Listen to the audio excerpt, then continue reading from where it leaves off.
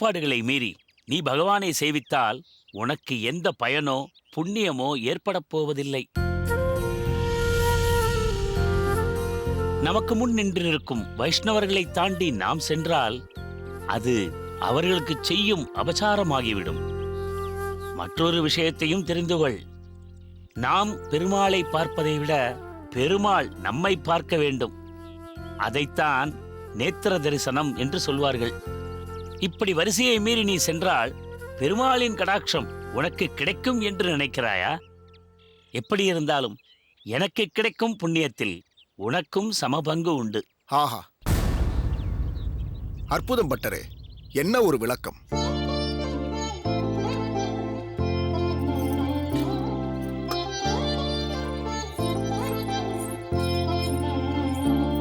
வந்தனம் பட்டரே. வந்தனம் சுவாமி. வந்தனம் தாயே.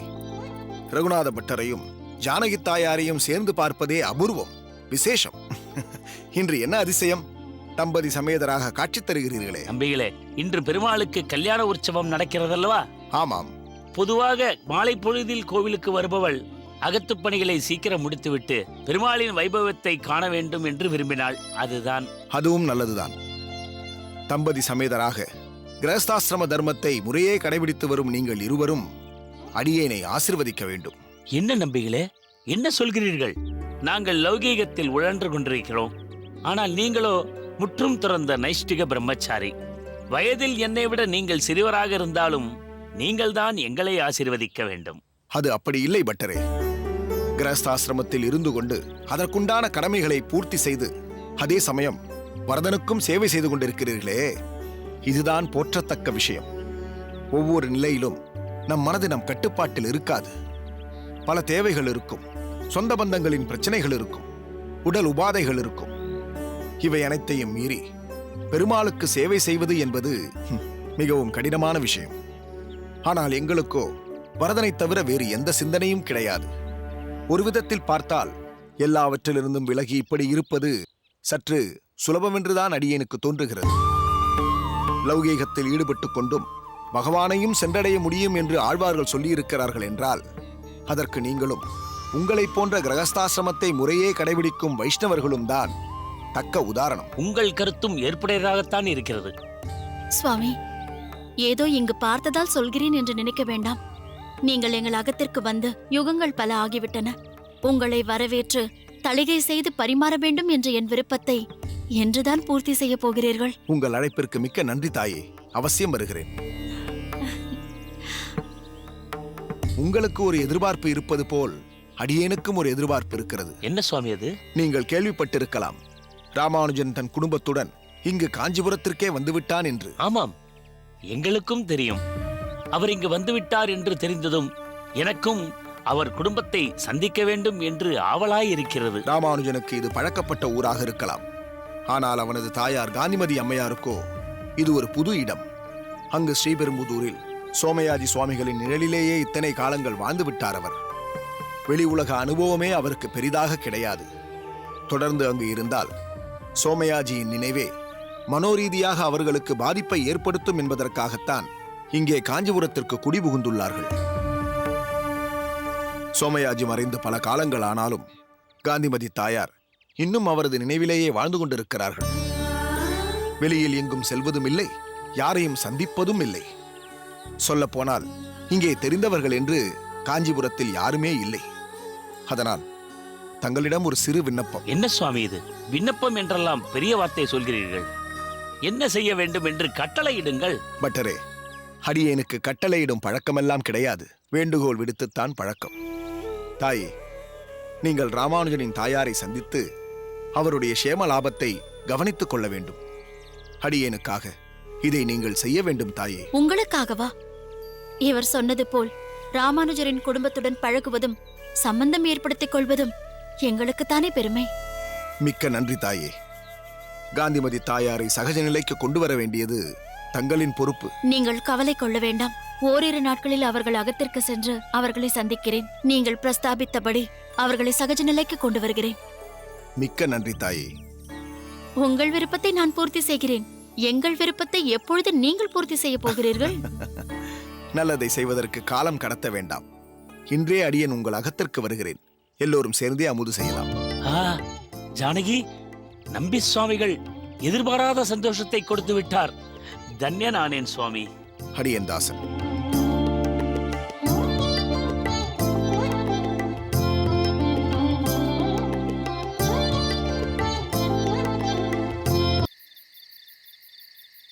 ஆண்டாள், பக்தியும் சரி, பகவத் சேவையும் சரி, குடும்பத்தில் ஏதோ ஒருவர் செய்யட்டுமே என்று இல்லாமல் குடும்ப அங்கத்தினர்கள் ஒவ்வொருவரும் பகவத் சிந்தனையோடு இயைந்து காரியங்கள் ஆற்றும் போது பரஸ்பரம் அன்பு மேலடிக்கிறது.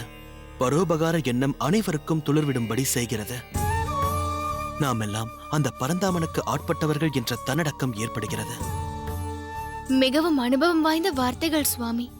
சிறு பிராயத்தில் இருந்தே பெரும் செல்வந்தரான தாங்கள் இத்தகைய பக்தி பாவத்தில் இருப்பது பகவான் அனுகிரகத்தால் இந்த அடியவள் தங்களை கரம் பிடித்தது எல்லாமே பக்தி வசத்தாலும் முன்ஜென்ம சுக்கிரதத்தாலும் ஏற்பட்டது சுவாமி.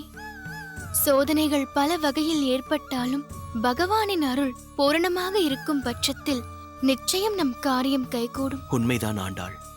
இப்போது அடியேன் படித்துக் கொண்டிருக்கும் பாசுரத்திலும் ஒரு பக்தருக்கு சோதனை தந்து பிறகு அவனை ஆட்கொண்ட பரந்தாமனின் லீலையை என்னவென்று சொல்வது? அப்படி பகவான் செய்த லீலை என்ன சுவாமி? முதலில் அந்த பக்தர் யார் என்று தெரிந்து கொள். அவர்தான் ஆழ்வாரான திருமங்கை மன்னன். மனித சமூகத்தில் பரவலாக ஏற்படும் பல அனுபவங்களை தன் வாழ்க்கையில் பெற்று தன் அகமுடையாளின் உயரிய கொள்கையால் தன் அரச வாழ்வையும் புறந்தள்ளி பகவத் சேவையில் ஈடுபட்டவர் திருமங்கை ஆழ்வார். அடியேனின் ஆசான் ராமானுஜர் ஒருமுறை எடுத்துக் கூறிய ஒரு பகவத் லீலையை மனதில் எண்ணியபடியே இப்பாசுரங்களை படித்துக் கொண்டிருக்கிறேன். ஒரு சமயம் திருமங்கை ஆழ்வார் திரு இந்தனூர் என்னும் திவ்ய கஷேத்திரத்திற்கு சென்று அங்கு வீரசயன திருக்கோலத்தில் சேவை சாதிக்கும் பரிமள அரங்கனை சேவிக்க மிகுந்த ஆவலுடன் சென்றிருக்கிறார். அவர் கோயிலுக்கு சென்ற சமயத்தில் திரை போடப்பட்டு சுகந்தவன நாதனை, அந்த அரங்கனை தரிசிக்க முடியாது போய் ஆழ்வார் மிக துயரம் கொண்டார். ஆனால் திரையிட்டு தன்னை மறைத்துக் கொண்டிருந்தான் அந்த மறுவினிய மைந்தன். காரணம், ஆழ்வார் வந்து ஒரே ஒரு பாசுரத்தால் மங்களாசாசனம் செய்து புறப்பட்டு போய்விடுவார். எப்படியும் ஆழ்வாரிடமிருந்து குறைந்தது 10 பாசுரமாவது தன்னை பற்றி பாடத்தான் கேட்க விரும்பி அப்படி திரையிட்டுக் கொண்டு தூங்குவது போல் பாசாங்கு செய்து கொண்டிருந்தான் நம் அரங்கன். இது என்ன சோதனை? ஆழ்வார் மனம் வெதும்பி பாசுரமே சேவிக்காமல் சென்று விட்டால்? பகவானிடத்தில் அது சாத்தியமில்லையே. அவன் இச்சைப்படித்தானே அனைத்தும் நடக்கிறது. இருப்பினும் நீ சொன்னபடி ஆழ்வார் மனம் வெதும்பிதான் போனார். ஆனால் 10 பாசுரம் சேவித்தார். அதில் ஒரு பாசுரம் மூலம் உன் அழகை அடியேனுக்கு காட்டாமல் மறைத்து வைத்துக் கொண்டு திரையிட்டுக் கொண்டீரா என்பது போல் வாழ்ந்தே போம் நீரே என்று வசைப்பாடவும் செய்தார் ஆழ்வார். அதில் மற்றொரு பாசுரத்தை தான் இப்போது அனுபவித்து சேவித்துக் கொண்டிருந்தேன். அந்த பாசுரம் என்னவென்று அறிய நான் மிகவும் ஆவலுடன் உள்ளேன் சுவாமி. சொல்கிறேன். எந்தை தந்தை தம்மான் என்று எமர் 7 அளவும் வந்து நின்ற தொண்டரோர்க்கே வாசி வல்லீரால் சிந்தை தன்னுள் முந்தி நிற்றீர் சிறிதும் திருமேனி இந்த வண்ணம் என்று காட்டீர் இந்தலூரீரே என்பதுதான் அந்த பாசுரம். சுவாமி, இப்பாசுரத்தில் ஆழ்வார் உணர்த்தும் அரும்பொருள் என்னவென்பதை அறிய மிகவும் ஆவலாயிருக்கிறேன். இப்பாசுரத்தின் பொருள் என்னவென்றால், இந்தலூர் பெருமானே, அடியேனுக்கும் தந்தைக்கும் மட்டுமல்ல, அடியேனின் பாட்டன் முப்பாட்டனுக்கும் நாதனே, 7 தலைமுறைகளாய் உமக்கு தொண்டு செய்கிறோம். இத்தகைய அடியோங்களிடம் வேறுபாடு கொள்ளலாமோ? நேரே நீர் காட்சி தராவிடனும் எனது நெஞ்சகத்தில் நீரே முந்தி நிற்கிறீர். உம் திருமேனி இந்த வண்ணம்தான் என்று சிறிதளவு காட்டியருளக் கூடாதா என்று இந்துபுரி என்றும் திரு இந்தலூர் என்றும் பிரசித்தி பெற்ற திவ்ய கஷேத்திரத்தில் சதுர்புஜங்களுடன் சயனித்திருக்கும் பரிமள அரங்கனை பாடுகிறார் திருமங்கை ஆழ்வார். இவ்வளவு உருகிப் பாடிய ஆழ்வாரின் அமுதம் போன்ற பாசுரங்களை செவி சாற்றிய பின் அரங்கன் ஆழ்வாருக்கு இறங்கினானா? இறங்காமல் போய்விடுமா அரங்கரின் திருவுள்ளம்? தன் விருப்பப்படி 10 பாசுரங்களை பெற்ற பின்னர் திரையை விலக்கி கருணை மழையை பொழியும் கருமுகிலின் வண்ணம் எம்வண்ணம் என்று தன் திருமேனி அழகை காட்டி திருமங்கை மன்னனின் மனதை வசீகரித்தான் எம்பெருமான். ஆழ்வாருக்கே சோதனைக்கு பின்புதான் அனுகிரகம் என்றால் நம் நிலையை பற்றி சொல்லி என்ன பயன்? ஆனால் நம்பிக்கையோடு அவனை தொழும் அனைவரையுமே அந்த எம்பெருமான் கைவிடுவதில்லை. அதே சமயத்தில் அவன் அளிக்கும் சோதனைகளின் பின்புலம் பற்றி அவனே அறிவான். நம்மால் முடிந்தது நம் குடும்ப அங்கத்தினர் அனைவரும் அவனுக்கு ஆட்பட்டு கூடியிருந்து சேவை செய்து குளிர வேண்டும். அதுதான் முக்கியம். ஆஹா, மிகவும் நன்றாக சொன்னீர்கள் மாப்பிள்ளை. வரவேண்டும். உள்ளே வாருங்கள். வந்தனங்கள். நமஸ்காரம். நமஸ்காரம். வாருங்கள் அப்பா, வாருங்கள் அம்மா. என்ன ஆச்சரியம், இந்த நேரத்தில் வந்திருக்கிறீர்கள்? முதலில் உன் தகப்பனார் அமர்ந்து கொள்ளட்டும். பிறகு அவரிடம் நீ பல கேள்விகளை கேட்கலாம். அமருங்கள். அமருங்கள். அப்பா, பருகுவதற்கு பால் எடுத்து வரட்டுமா? இப்போது எங்களுக்கு எதுவும் வேண்டாம், இங்கேயே இரு. மாப்பிள்ளை, தகப்பனார் அகத்தில் இல்லையா? இல்லை, சரியாக சொன்னால் அவர் கூர தேசத்திலேயே இல்லை. வெளிதேசம் எங்காவது சென்றிருக்கிறாரா? வெளிதேசம் என்பதை விட திவ்ய தேசம் என்று சொல்வதுதான் சிரேஷ்டமாக இருக்கும். ஓஹோ, அப்படியா? மிகவும் சிறந்த காரியம்.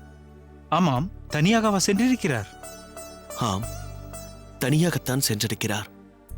காரணம், அவர் வானப்பிரஸ்தாசிரம விதிமுறைகளை கைக்கொள்ள வேண்டும் என்ற நெடுநாளைய ஆவலில் இருந்தார்.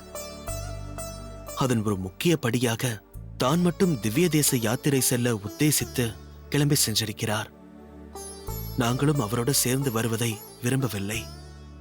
கணக்கு பிள்ளையை துணைக்கு அழைத்துச் செல்லவும் மறுத்துவிட்டார் என்றால் பார்த்துக் கொள்ளுங்கள். வானப்பிரஸ்தாசிரமம், இது அவருடைய நெடுநாள் விருப்பமோ? அப்படித்தான் சொல்ல வேண்டும்.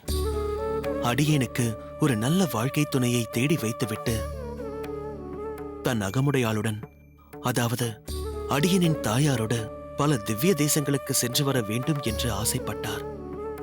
ஒரு குறிப்பிட்ட பிராயம் தாண்டி பெற்றோர்கள், பர்த்தா, பாரியாள் என்ற நிலையை தாண்டி நண்பர்கள் போல திகழ்ந்து சேர்ந்தே பல திவ்ய தேசங்களுக்கு செல்வது என்பது இயல்புதானே. அப்படித்தான் தகப்பனாரும் ஆசைப்பட்டார். ஆனால் விதி வேறு வகையாகிவிட்டது. அடியேனின் தாயார் நட்பு ரீதியாக என் தந்தையை பார்க்க பிரியப்படாமல் பாரியை என்ற ஸ்தானத்துடனேயே சுமங்கலியாக திருநாடு ஏகிவிட்டாள். அக்குறை இருப்பினும் அப்பா வைராகியத்துடன் இப்போது பல திவ்ய தேசங்களுக்கு சென்று வருகிறேன் என்று புறப்பட்டு சென்று விட்டார்.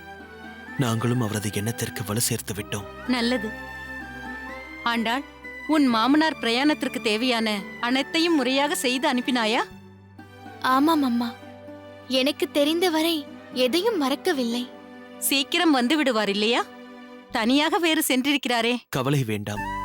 உங்கள் பெண்ணின் ஆலோசனைப்படி என் தகப்பனாருக்கு தெரியாமல் பண்ணையை சேர்ந்த ஒருவரை அவரை பின்தொடர்ந்து பாதுகாப்பிற்காக அனுப்பியிருக்கிறேன். தகப்பனார் நலமுடன் சென்று திரும்புவார். இப்போது சொல்லுங்கள், ஏதாவது முக்கியமான விஷயமாக வந்திருக்கிறீர்களா? அப்படிதான் வைத்துக் கொள்ளுங்களேன். தங்கள் தகப்பனாரின் நெடுநாளைய கோரிக்கையை நிறைவேற்றி வைத்ததை இப்போதுதான் அறிந்து கொண்டேன். அடியேனுக்கும் ஒரு கோரிக்கை உள்ளது. ஆமாம் மாப்பிள்ளை, தன் மனதில் உள்ள கோரிக்கையை எப்படியாவது இன்றே தெரிவித்து விடலாம் என்று என்னிடம் சொல்லிக்கொண்டே இருந்தார். அதனால்தான் உடனே புறப்பட்டு வந்துவிட்டோம். அதனால் என்ன? எந்த கோரிக்கையோ அல்லது ஏதாவது தேவையோ தயங்காமல் என்னிடம் தெரிவிக்கலாம். வெளியூர் எங்காவது சென்று வர வேண்டுமா? மாட்டு வண்டியும் சரி, குதிரை வண்டியும் சரி தயாராகவே இருக்கிறது. தாங்கள் தாராளமாக உபயோகித்துக் கொள்ளலாம். இல்லை இல்லை, அதெல்லாம் இல்லை. பிறகு எது வேண்டுமென்றாலும் தயங்காமல் கேட்கலாம். திரவிய சகாயமோ, ஏன் ஊருக்குள்ளேயே வசதியான ஒரு இல்லத்தை வேண்டுமானாலும் தங்களுக்கு அளிக்க சித்தமாக இருக்கிறேன். மாப்பிள்ளை, அதெல்லாம் அடியேனுக்கு ஒரு பொருட்டே அல்ல. இப்போது அடியேன் இருக்கும் கிரகமே ஒரு சொர்க்கம். தாங்கள் எங்களுக்கு மாப்பிள்ளையாக அமைந்ததே எங்களின் பெரும் பாக்கியம். இதை தாண்டி ஒரு சம்பத்தை நாங்கள் யாசிப்பதே பொருத்தமற்ற செயல். ஒரு பாகவதோ உத்தமருக்கு மாமனார் என்ற ஸ்தானமே நான் பெற்ற பேரு. அப்படியென்றால் வேறு என்னவென்று சொல்லுங்கள் அப்பா. சொல்கிறேன் ஆண்டாள். மாப்பிள்ளை, சில நாட்களுக்கு முன்பு ஒரு கல்யாணத்திற்கு பரிசாரக பணிக்கு சென்றிருந்தேன். அப்போது அங்கிருந்த ஒருவர் பேசும்போது தாங்களும் தங்கள் தகப்பனாரும் செய்யும் பலன் கருதாத பல சேவைகளைப் பற்றியும் மிகவும் சிலாகித்து சொன்னார். தங்களின் பரோபகாரம், வள்ளல் தன்மை, அன்னதானம் இப்படி பலவாறு சிலாகித்து சொன்னார். அப்போதிருந்து எனக்கு ஒரு ஏக்கம். நம்மால் இப்படி ஒருவருக்கும் உபகாரம் செய்ய இயலவில்லையே என்று ஒரு வருத்தம் இழையோடிக் கொண்டிருந்தது. பிறகு எனக்குள் ஒரு தெளிவு. பரோபகாரத்தை 2 விதமாக செய்யலாம். ஒன்று, தன்னிடம் உள்ள திரவியத்தால், சொத்து சம்பத்தால். மற்றொன்று, சரீரத்தால். அடியேனால் திரவிய சகாயம் செய்து பரோபகாரம் செய்ய இயலாது. ஆனால் பெற்ற இச்சரீரத்தால் ஏதாவது ஒரு விதத்தில் பரோபகாரம் செய்ய இயலுமா என்று ஆலோசித்து பார்த்தேன். அதன் விளைவுதான் இந்த கோரிக்கை. எத்தனையோ பேருக்கு தளிகை செய்து கொடுத்து பரிகார வேலையை தொடர்ந்து செய்து கொண்டிருந்தாலும் அதில் ஒரு நிறைவு இப்போதெல்லாம் இல்லை. எதை செய்தால் மனநிறைவு ஏற்படும் என்று தீர்மானித்து இப்போது ஒரு கோரிக்கையை முன்வைக்கிறேன். வரப்போகும் நம் கோவில் உற்சவத்தில் தங்களின் அன்னதான வைபவம் நடைபெற இருக்கிறதல்லவா? அந்த தளிகை பிரசாதம் தயாரிப்பதில் பிரதான பரிசாரகனாக அடியேன் இருந்து காரியமாற்ற பிரியப்படுகிறேன். ஆஹா, மிக பிரமாதம், மிகவும் சந்தோஷம். தாராளமாக செய்யலாம். பெருமாள் காரியத்தில் ஓர் உத்தமமான ஒருவரின் தலைமையில் தளிகை என்றால் ஆதிகேசவன் பெரிதும் உகப்பான்.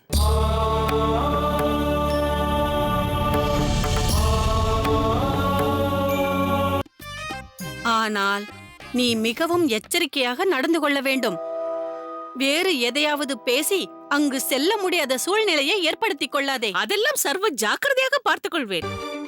கொடுங்க கொடுங்க, நல்லா கொடுங்க. கொடுக்க